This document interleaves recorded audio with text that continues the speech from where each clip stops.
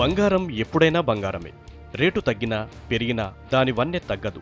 అందుకే చిన్న చితక వర్గాలను కష్టకాలంలో ఆదుకోవడమే కాదు, ఏకంగా దేశాన్నే సంక్షోభం నుంచి గట్టెక్కించే మహత్తర సాధనం బంగారం. ప్రపంచవ్యాప్తంగా ఎంతో క్రేజ్ ఉన్న గోల్డ్ మన దేశంలో ఎంత ఉందో తెలుసా? అక్షరాల 20,000 టన్నులు.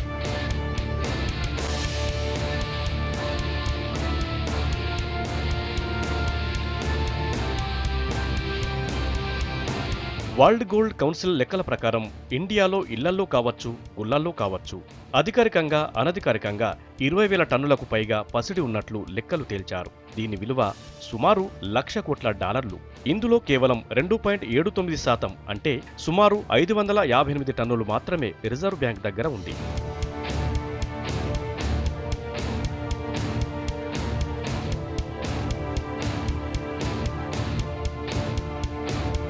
2013 మార్చితో ముగిసిన ఆర్థిక సంవత్సరంలో భారత్ 830 టన్నుల బంగారం దిగుమతి చేసుకుంది.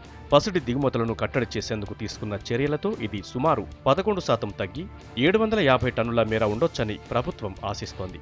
భారీగా పసిడిని దిగుమతి చేసుకున్నప్పటికీ ఎగుమతులు మాత్రం ఏటా 60 నుంచి 70 టన్నులు మాత్రమే ఉంటున్నాయి.